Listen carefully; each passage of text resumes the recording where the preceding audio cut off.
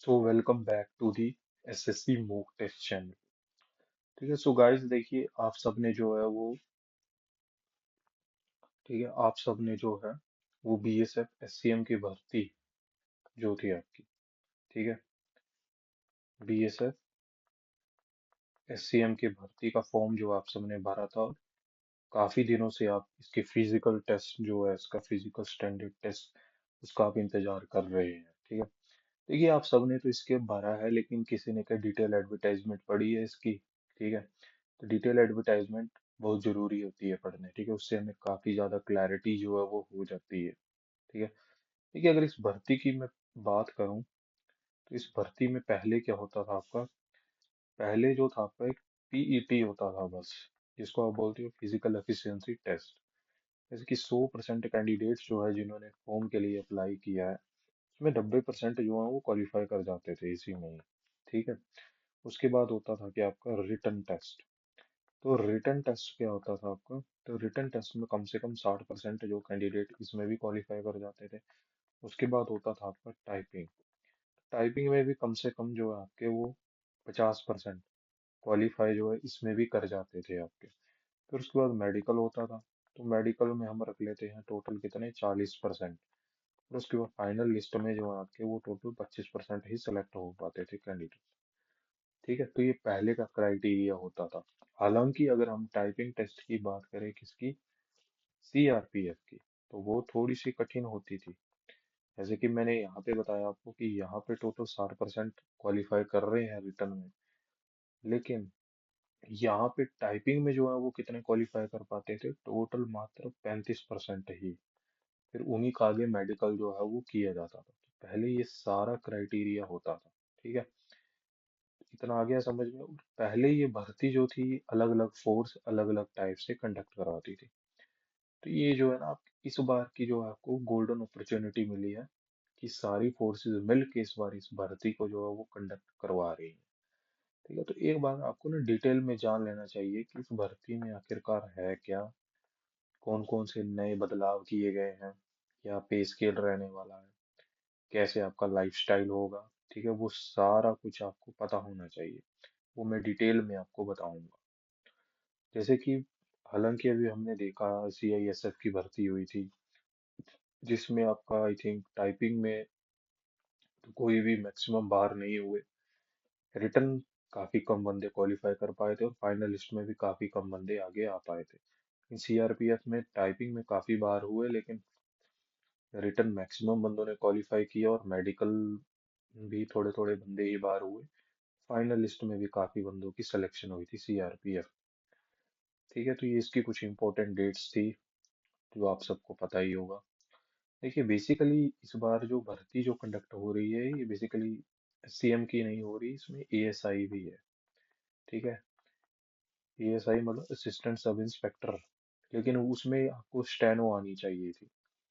ठीक है, और हेड कांस्टेबल में तो सिंपल आप +2 पास हो, टाइपिंग आती होगी तो आपका काम बन जाएगा आराम से। इस बार जो था इसमें वो इस बार जो है इसमें वो पीएचटी को भी इंक्लूड किया गया है, साथ में पीईटी भी है आपका और सीबीटी कंप्यूटर बेस्ड टेस्ट भी है आपका। उसके बाद स्किल टेस्ट में टाइपिंग होगी और डॉक्यूमेंट वेरिफिकेशन जो आपकी वो की जाएगी। फिर मेडिकल एग्जामिनेशन होगा। ठीक है, फिर ये सारा प्रोसेस होने के बाद आपको जो है आराम से सिलेक्शन हो जाएगी। स्किल टेस्ट, ठीक है, 2.4 very very important. Skill test जो होगा आपका वो इंग्लिश में और हिंदी में। ठीक है, मतलब इन दोनों में एक चॉइस जो आपको वो मिल जाएगी। सीबीटी जो है आपका वो हिंदी और इंग्लिश में। ठीक है, और फिजिकल स्टैंडर्ड टेस्ट ये सारे आपके शुरू में ही हो जाएंगे।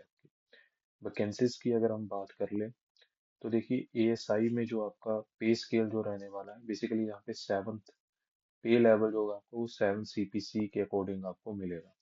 असिस्टेंट सब इंस्पेक्टर की बात करें तो पे लेवल 5 और हेड कांस्टेबल में पे लेवल 4। तो मोटा मोटा जो है इतना इतना आपके हाथ में जो है वो आने वाला है कैश। अब हम एएसआई की बात कर ले, असिस्टेंट सब इंस्पेक्टर की, तो ये तो बेसिकली स्टेनो, जिनको स्टेनो आती होगी, स्टेनो काफी ज्यादा मुश्किल है। मैं खुद स्टेनो सीख रहा था, हालांकि मुझे छोड़नी पड़ी बाद में। ठीक है, तो इसमें ये देख लीजिए किस किस में कितनी कितनी पोस्टें हैं। ठीक है, उस हिसाब से।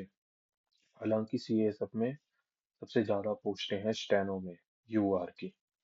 ठीक है, और यहाँ पे एसटी की सबसे ज्यादा पोस्टें हैं, यहाँ पे सीआरपीएफ में भी यूआर की ज्यादा पोस्टें हैं। आईटीबीपी ने मेल और फीमेल दोनों का अलग अलग क्राइटेरिया रखा हुआ है ना। अब हम कर लेते हैं हेड कांस्टेबल की बात। तो हेड कांस्टेबल में जो बीएसएफ में है वो 80 पोस्टें हैं, सीआरपीएफ में 110 पोस्टें हैं यूआर की। हालांकि बीएसएफ में बात करें तो ओबीसी की 99 पोस्टें हैं, सबसे ज्यादा पोस्टें। ठीक है, और सीएसएफ की सबसे ज्यादा पोस्टें हैं 182, ओबीसी की 120 हैं। 33 बंदे आपके एसटी के रखे जाएंगे, एससी के 67, और 44 बंदे आपकी ईडब्ल्यूएस के। ईडब्ल्यूएस कैंडिडेट ध्यान से सुन लीजिए, एसएसबी और एआर से मत भरिएगा पहली प्रेफरेंस, क्योंकि सॉरी एसएसबी में ही, क्योंकि यहाँ पे कोई भी वैकेंसी आपके लिए नहीं है। सबसे ज्यादा पोस्टें जो है सीएसएफ में है, तो इसको सबसे अंत में रखिएगा। ठीक है, सबसे कम पोस्टें जो है एसएसबी में है, तो सबसे ऊपर इसको रखिएगा। उसके बाद आपकी एआर को रख दीजिए आप। ठीक है, उसके बाद आप आईटीबीपी को रख दीजिए, उसके बाद आप सीआरपीएफ को रख दीजिए। ठीक है, और अंत में आप बीएसएफ को भी रख सकते हैं, कोई चक्कर नहीं है इसमें। ठीक है, मतलब जिस हिसाब से आपने, जो आपकी मनपसंद पोस्ट है ना, मतलब मनपसंद फोर्स है, उसके अकॉर्डिंग आप जा सकते हैं। यहाँ पे एक्स सर्विस मैन के लिए भी काफी ज्यादा अच्छी अपॉर्चुनिटी थी, है, अपॉर्चुनिटी है। 10% वैकेंसी जो है एक्स सर्विस मैन की भी यहाँ पे होंगी। ठीक है, तो इसी में से 10% वैकेंसीज जो है, जैसे कि अगर हम मोटा मोटा देख ले तो ये 302 है। तो 302 का जो 10% जो होगा आपका, वो कितना हो जाएगा? लगभग लगभग हम देख ले तो 30 वैकेंसीज जो है यहाँ पे एक सर्विसमैन की जो है वो देखी जाएंगी, इसमें बीएसएफ में। इस तरह से आप 10% को जो है वो निकाल सकते हैं। अभी रिजर्वेशन जो है आपको एससी को भी मिलेगा, एसटी को भी मिलेगा, ओबीसी को भी मिलेगा, इकोनॉमिकल वीकर सेक्शन को भी मिलेगा, और एक्स सर्विसमैन को भी जो है वो मिलने वाला है इस भर्ती में। ठीक है, सिलेक्शन जो होगा कैंडिडेट का वो कैसे होगा, वैकेंसीज के अकॉर्डिंग जो है वो देखा जाएगा। ठीक है, अच्छा, एज लिमिट जो है इसमें वो देखी जाएगी 18 से 25 की, और 1/8/2024 से आपकी एज जो कैलकुलेट की जानी थी इसमें। ठीक है, बाकी एस सी एस टी को जो वो 5 साल का छूट मिलेगा, ओबीसी को 3 का, एक्स सर्विसमैन को 3 का। यार एक्स सर्विसमैन में ना काफी ज्यादा कंफ्यूजन होती है कि एक्स सर्विसमैन को कितने का छूट मिल रहा है। क्या वह अपनी रिटायरमेंट के बाद जब मर्जी चाहे टेस्ट दे सकता है? नहीं, रिटायरमेंट के बाद 3 साल, 3 साल तक वो जो भी टेस्ट निकल रहा है उसमें एक्स सर्विसमैन का कोटा लगा के वो अप्लाई कर सकता है। ठीक है, ये सेंट्रल गवर्नमेंट सर्वेंट जो कोई भी है, लेकिन 3 साल उसको अपनी सर्विस करते हुए हो गया है, उसके बाद वह इसके लिए अप्लाई कर सकता है। और उसमें भी उसकी एज जो है, अगर वह यूआर, ईडब्ल्यूएस और ओबीसी का है तो 40 होनी चाहिए, और 45 ईयर एससी और एसटी के लिए है आपकी। ठीक है, तो इस तरह से अगर आप देख सकते हैं, सबसे ज्यादा जो इसमें छूट मिल रहा है वो इसमें कि 1984 में जो दंगे जो हुए थे उसमें बेसिकली, या 2002 में जो दंगे जो हुए थे गुजरात में। ठीक है, तो उसमें जो जो भी विक्टिम्स थे जो कि मारे गए थे, तो ठीक है, जिनके घर या परिवार के जो विक्टिम्स मारे गए थे, तो उनको 10 साल की जो इसमें वो छूट मिल रही है। ठीक है, तो ये तो हो गया। डेट ऑफ बर्थ जो है आपकी वो देखी जाएगी आपकी 10वीं के। ठीक है, जो 10वीं की जो आपकी मार्कशीट होगी उसके अकॉर्डिंग, या फिर कईयों की जो 8वीं की मार्कशीट है उसके अकॉर्डिंग भी देखी जा सकती है। अच्छा, और यहाँ पे जो इम्पोर्टेंट है, उतना इम्पोर्टेंट तो ये चीज़ नहीं है।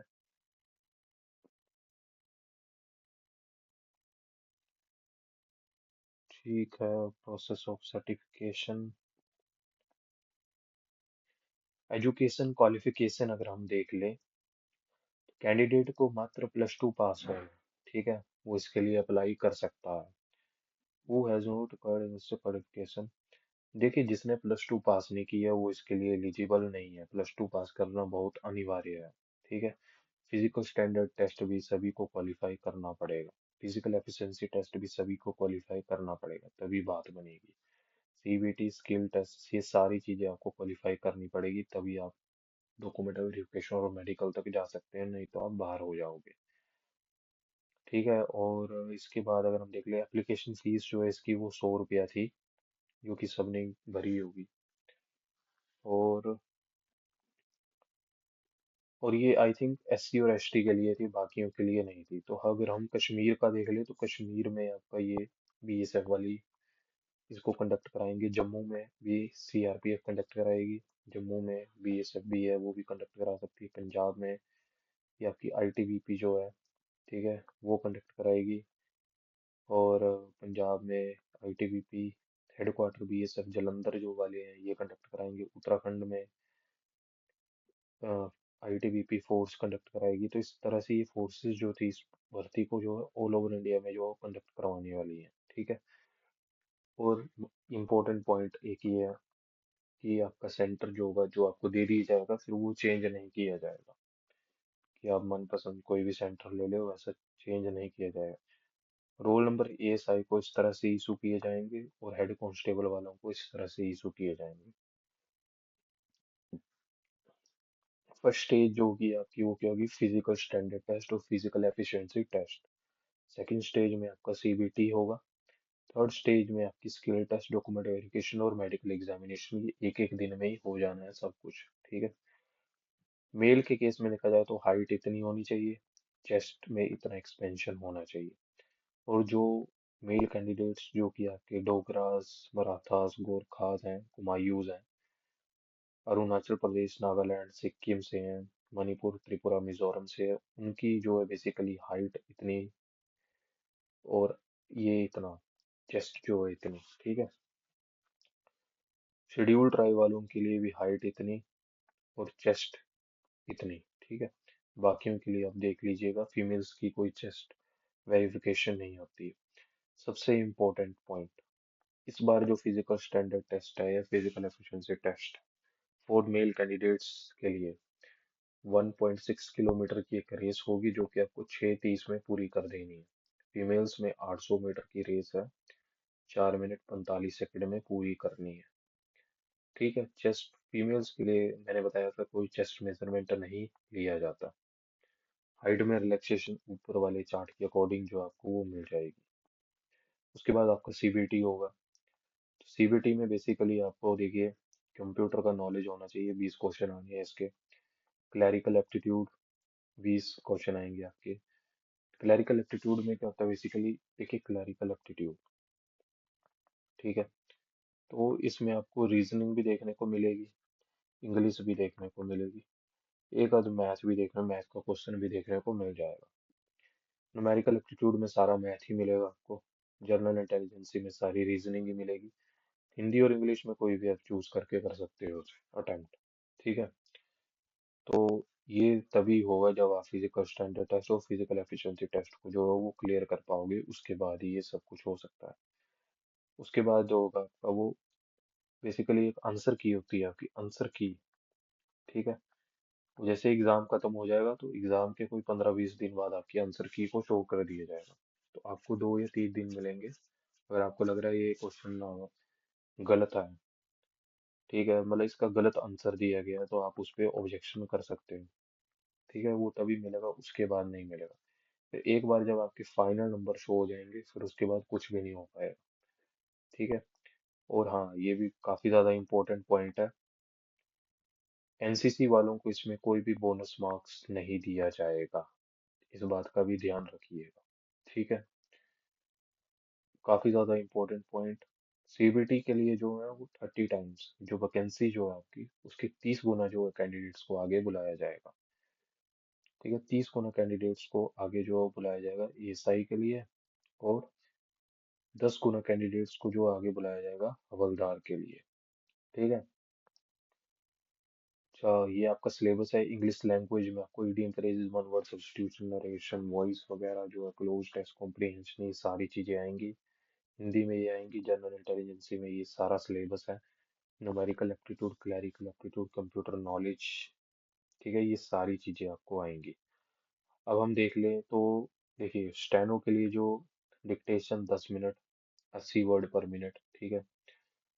और देखिए अपना तो ये हेड कांस्टेबल वाला, तो इसमें इंग्लिश टाइपिंग में मिनिमम स्पीड आपकी 35 वर्ड पर मिनट होनी चाहिए कंप्यूटर, और हिंदी में आपकी 30 वर्ड पर मिनट होनी चाहिए कंप्यूटर की, ठीक है। तो ये चीजें आपको क्लियर होनी चाहिए। अच्छा, और देखिए हिंदी में आपका मंगल फॉन्ट रहने वाला है, मंगल फॉन्ट, कौन सा? मंगल फॉन्ट, ठीक है। हर एक एरर जो होगा, इंक्लूड स्पेलिंग मिस्टेक, जो भी punctuation mark, repeated word, word differentiating, ये सारी चीजें आपकी कैलकुलेट की जाएंगी। इसी के अकॉर्डिंग आपका जो स्किल टेस्ट का रिजल्ट जो है आपको वो शो किया जाएगा, ठीक है।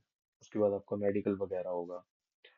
देखिए beyond 40 mistake which is 5% of 800 word in 10 minute, 80 word पर minute, the candidate declared failed.